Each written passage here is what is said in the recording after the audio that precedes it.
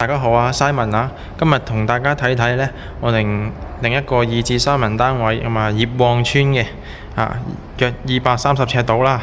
咁呢，先睇睇大家個佈局係點安排啦。咁啊呢度呢，其實呢，佢呢係做咗2間房間嘅2間房，一間喺窗口邊，另一間呢就喺入門嘅側邊嘅咁睇睇個洗手間先啦。洗手間呢就冇拆到廁所門啦，咁啊做咗一個吊櫃，3個格仔俾你擺牙膏牙刷包埋個水管美觀啲。然後呢做咗個台下盤嘅圓盤嘅洗面盤櫃，跟住包返個水喉咁啊呢個水喉呢，我哋係用水泥去包嘅好多網民都話即係呢個包咗水管之後點算呢？其實係冇影響嘅全部都係保證係唔會漏水啦。點解呢？因為呢個位置呢係去水嘅啫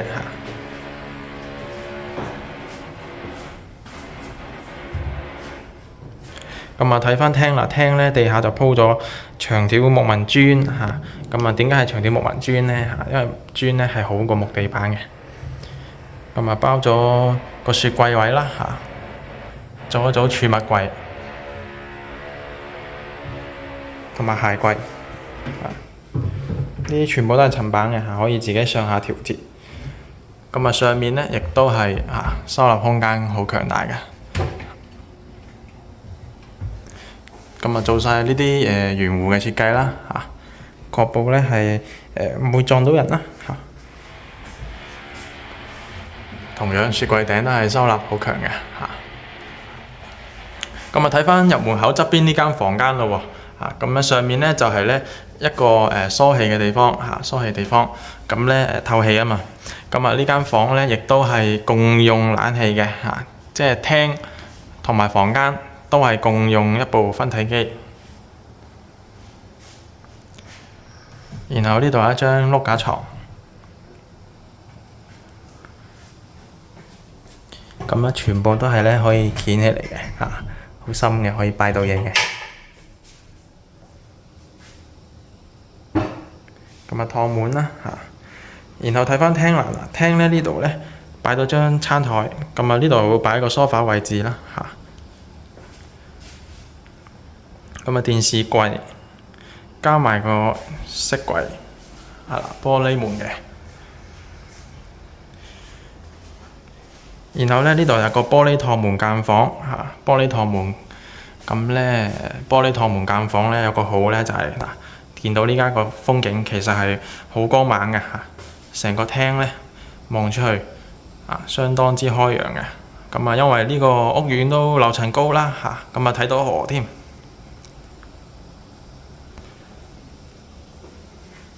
然後都係做咗地台床全部打開都係可以收納嘅，擺行李箱都冇問題去定製你嘅要求。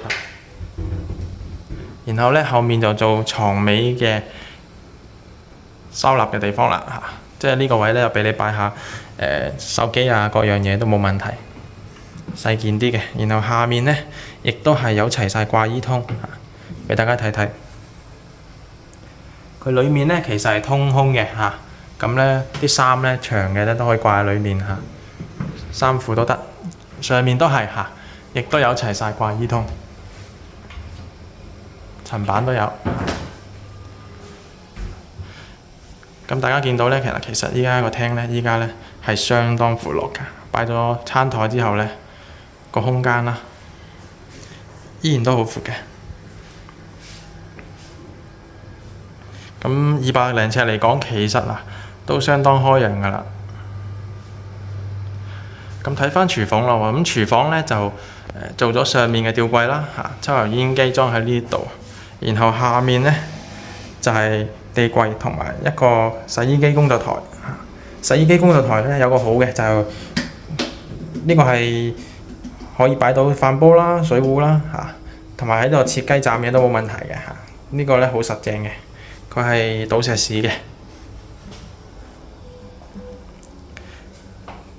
咁啊呢個位置亦都同樣係墊高咗啦，用咗兩個櫃桶，墊高咗之後呢，可以擺到呢個嵌入式嘅煤氣煮食爐嚇。咁下面亦都係有齊晒所有嘅專級啦櫃。咁啊煤氣錶呢就會裝喺呢個位置嘅嚇，俾大家睇睇煤氣錶櫃桶。咁啊石都會俾埋你㗎啦嚇。咁啊呢個位呢亦都係可以拉出嚟，有埋磁石嘅嚇。咁啊裡面亦都係可以擠好多大件嘅都冇問題嘅煲都得。咁成個廚房嚟講呢，其實就係簡單啦嚇。我哋唔拆呢個房柱嘅原有嘅呢一嚿星盤，咁去加一啲櫃桶啦嚇，同埋門上去，加埋呢個洗衣機嘅工作台嚇。咁呢其實呢已經係好好用㗎啦。咁如果呢大家有拎開，即係都係2至3人單位嘅嚇，跟住又有興趣即係揾緊裝修嚇，咁可以不妨睇一睇我哋啲視頻啦，或者揾我哋睇睇單位啦嚇。咁價錢方面又好優惠嘅嚇，即係如果早啲嚟揾我哋嘅，一定係有個優惠俾到大家嚇。咁啊可以大家參考下呢個2至3人單位，隔2間房嚇，個廳相當之闊落。咁啊收納空間呢，亦都係好強大嘅。咁啊多謝大家收睇嚇，陸陸續續呢都會更新好多嘅視頻出嚟俾大家去參考嚇。多謝大家。